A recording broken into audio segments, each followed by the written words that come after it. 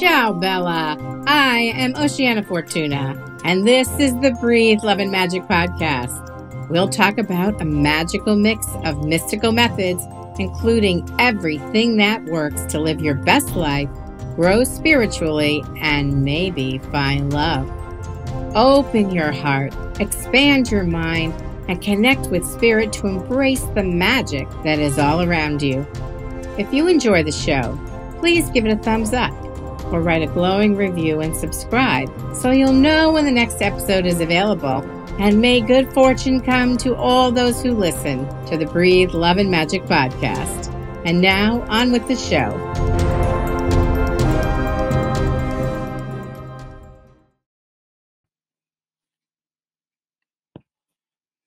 Today's topic for the Breathe, Love, and Magic podcast is past lives. I love history, so it only makes sense that I'm enamored with past lives and, of course, my own history. For me, it started in the 4th grade when I wrote a book report about the ancient Egyptian pharaoh Akhenaten. Then, in the 6th grade, when I studied ancient history for the first time and we focused on Egypt, I recreated the inside of a pyramid with 2 of my best girlfriends. We used my father's shirt cardboard from the cleaners and spent hours upon hours with colored pencils and magic markers crafting careful hieroglyphics like we knew what we were doing. And maybe we did. That'd be funny. Do you have a period in history you are naturally drawn to or curious about? That can be a big clue about your past lives. I love to read novels about King Arthur, the Middle Ages, and England, Scotland, and Ireland. I love Henry VIII and his daughter, Queen Elizabeth I. Renaissance Italy calls to me, and the first European country I ever visited was Italy. Years ago, when I discovered a local group doing past life work, I joined without hesitation. Totally fun! This was an awesome class that met weekly for an entire year. We learned how to look back for past life situations that were connected to current life problems. This was incredibly helpful. So let's say, as an example, I was having a problem with someone at work. I told the group about it and how I wanted to know what the past could teach me to improve my current situation, or how to best handle things given my past. As a group, we would close our eyes and meditate on the question and my past life that is related to the question or the situation. We did this for each other, all focusing on one person, one question at a time. Having the entire group plus the teacher tune into the same problem raised the vibration, making it easier for us to reach beyond the veil. It was astonishing how several of us would come up with similar, if not the very same answers and information. To me, it seemed fair that if multiple people got the same answers, this was confirmation of the information being on target and correct. We met weekly for our personal and spiritual development to take advantage of learning from our past and applying it to the present. As the weeks turned into months, what became obvious to me was that building the skill of looking back into the past was actually the very same skill as looking into the future. How magical. But I'll save that for another podcast.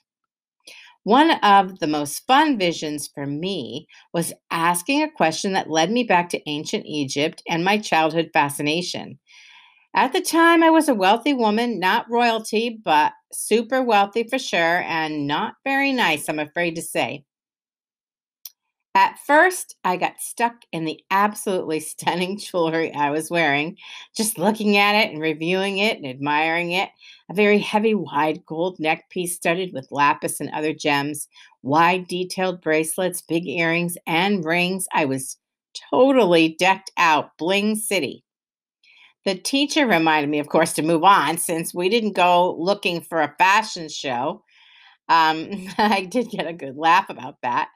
I had gone back to look deeper into what a past life had to offer me about my present situation at work. I can't remember what the total point of it was, but in that life, I was, let's call it, an unpleasant person. Cruel to the servants, yelling all the time, definitely not a lighthearted, happy woman. That's the part that sticks with me, as does the life that followed that one. In my very next life, I was a slave in ancient Egypt, making mud bricks in a camp of slaves who were building the pyramids.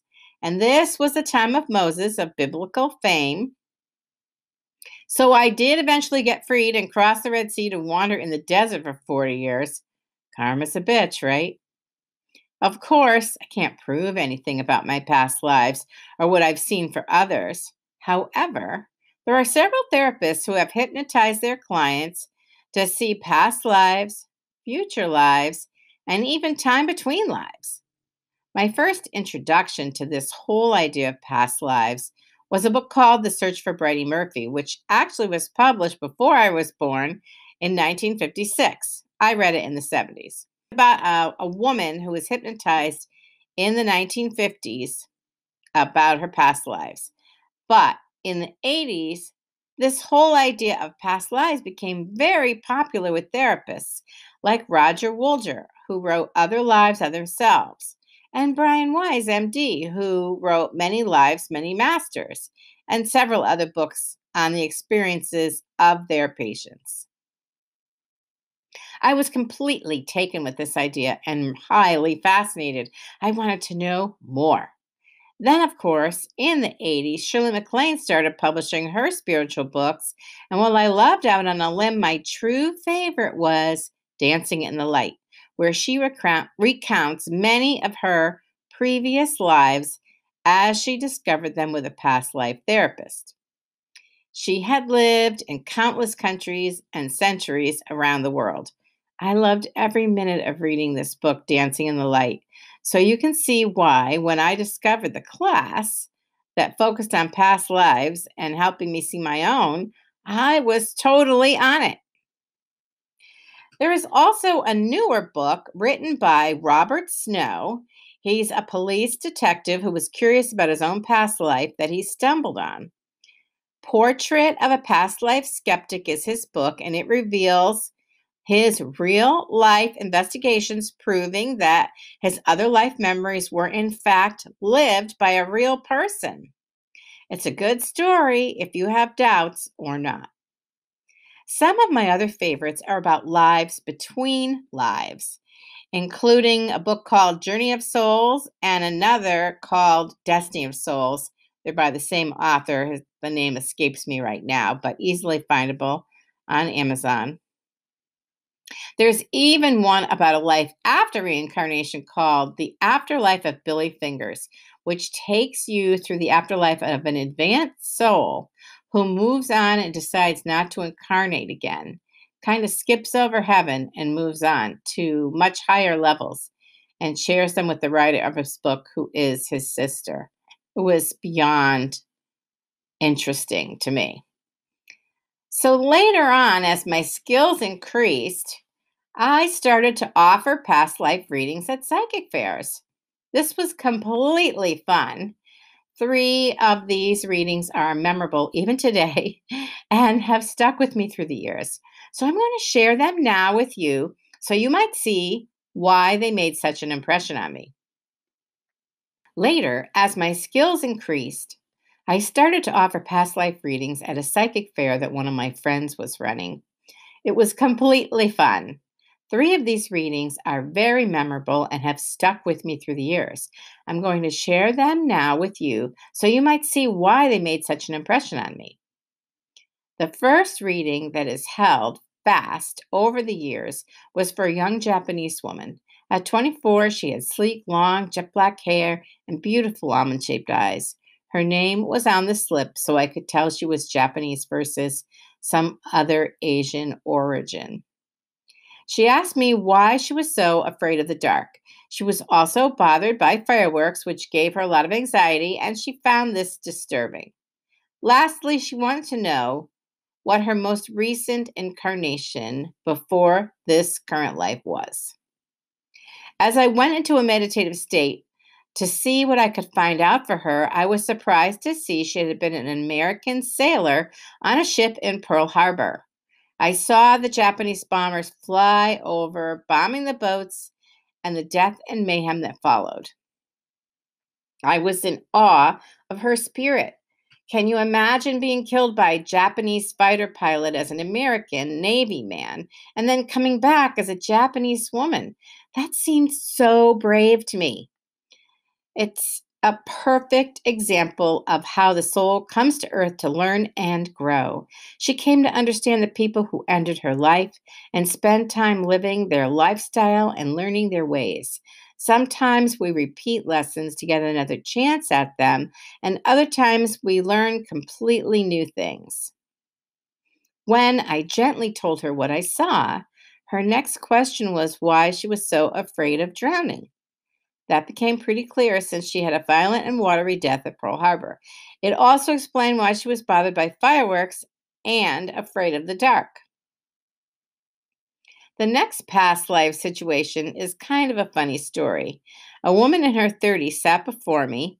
She was very prim and proper. She had jeans on, but she gave the very buttoned up impression and was clearly conservative in nature. She had short blonde hair and a nice smile. The woman wanted to know what past life was most influential on her current life today. As I went into the meditative state, I laughed to myself to see her as a young man holding what looked like a simplified clarinet or like a vertical flute, something like a recorder, an instrument like a recorder today that has holes drilled down the center and a mouthpiece at the top. The music came out from the bottom. Timing of the life was kind of nondescript. It was maybe British history or Western European after the Romans left, but before the building of all the big churches. The man she was played a simple little tune on his instrument, and as a result, a line of rats started forming and following behind him, sort of like the Pied Piper of fairy tales and lore. He led the rats out of the medieval town, much to the relief of the people. When I opened my eyes and told her this story, she burst out laughing. It seems today people call her the Rat Lady. She studies rats in a biology lab. She thought this was hilarious and was happy to hear it. Taking this as confirmation, she was on the right path in her career in this lifetime. It could have just been symbolic of her current situation, but that's what I saw for her in her past as well. The last story I'll share was also pretty entertaining. My friend Lisa, who ran the psychic fairs, came to me and begged me to do a past life reading for a local newspaper reporter. None of the other psychics wanted anything to do with him, so she had suggested that a past life reading would be great and was desperate for me to agree to do it.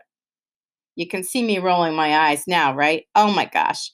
I didn't want to feel judged and scrutinized. I didn't want to be in the paper about the skill, thinking it might jeopardize my straight-laced marketing career and my day job. Probably not, but you never know. She wanted the publicity for the fairs to help build her business. So, after some convincing, I said reluctantly yes. The reporter came to my table with his wife. They were also in their early 30s and seemed friendly and genuinely interested in this whole thing about past lives. They told me nothing about themselves and asked no questions. Normally, I only work from the questions a person asks, so this was extra challenging. And I felt pressured to deliver something that sounded reasonable and interesting. As I went into the meditative state, I was transported back to a Scandinavian country. I'm not sure which one. It was a rustic time in history when people wore animal skins to keep warm, but it was not like caveman times. They definitely had metallurgy, etc., and it was more like the Middle Ages, maybe 600, 800 AD, hard to say. The guy was dressed like a Viking. He had a spear and a sword, and was obviously a warrior. He had a big round shield, wore a heavy leather tunic, and a metal helmet for protection. Fearsome, he practiced his sword skill with other men, anticipating an upcoming raid somewhere, some kind of battle. After seeing this vision, I came back to the room in the present moment and was now faced with delivering this past life story. I was so nervous about what he would think. Would he think this was all nonsense? Would he think I was a fake? The pressure was building, but I had to say something. So I told him what I saw.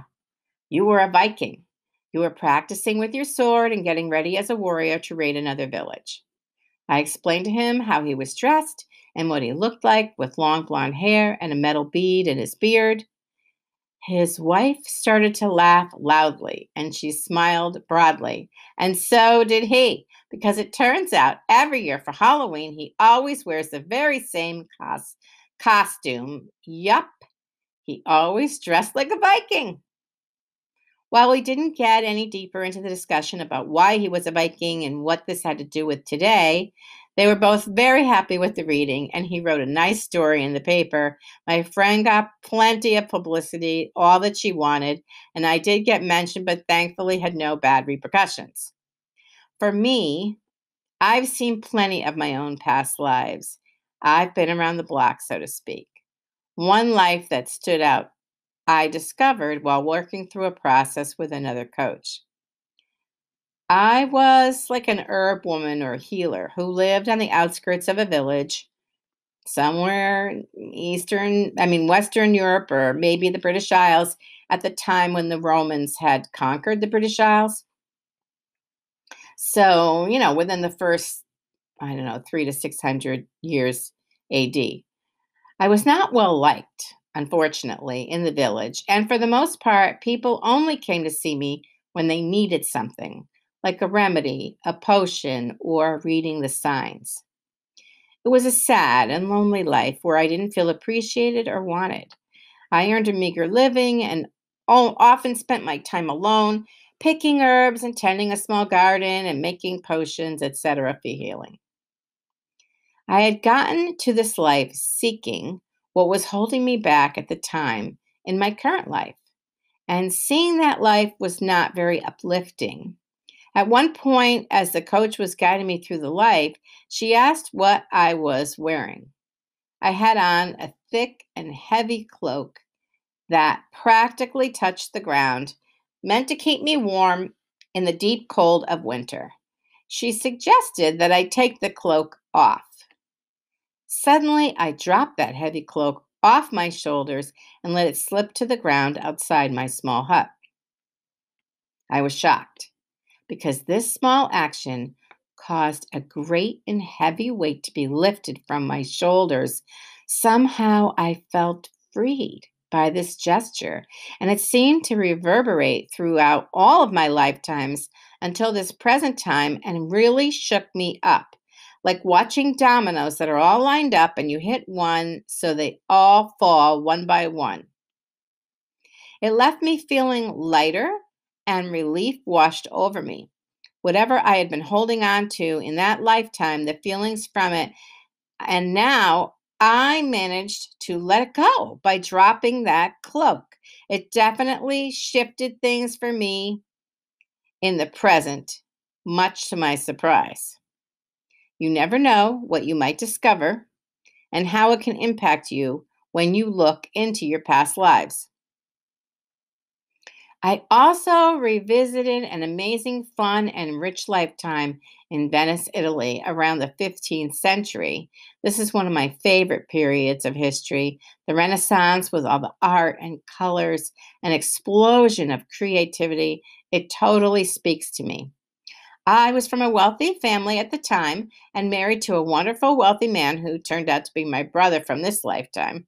We had many friends and everything anyone could possibly want.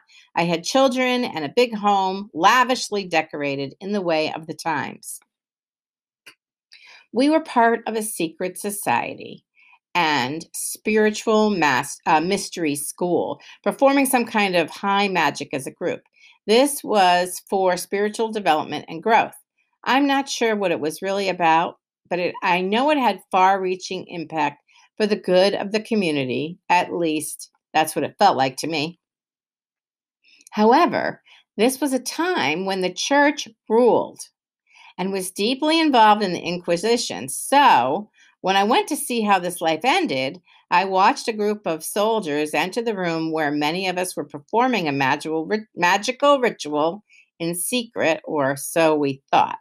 But someone had told the people in charge, whether it was the Doge or whatever, the people who were in charge of soldiers, they were notified.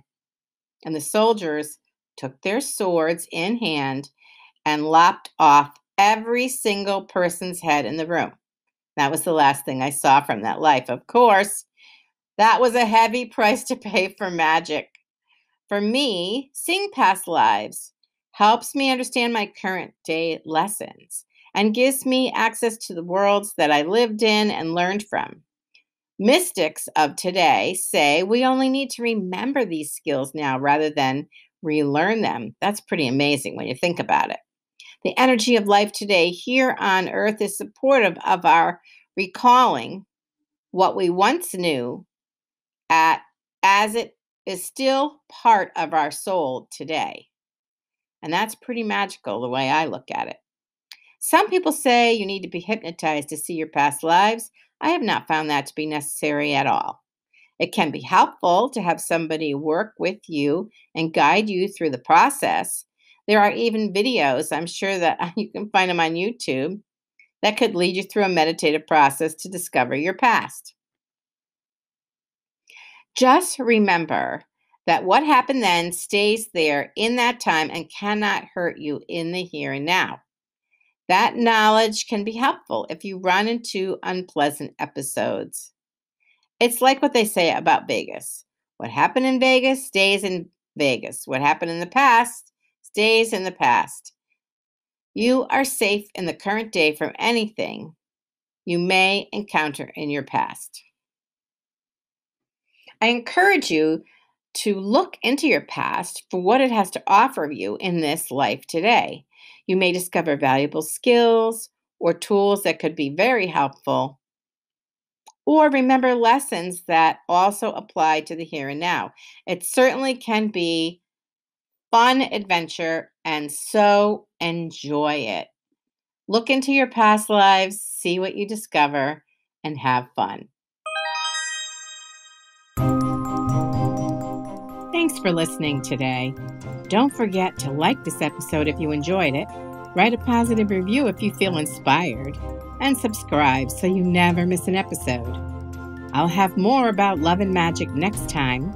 Until then, this is Oceana Fortuna reminding you to share your love and seek magic every day.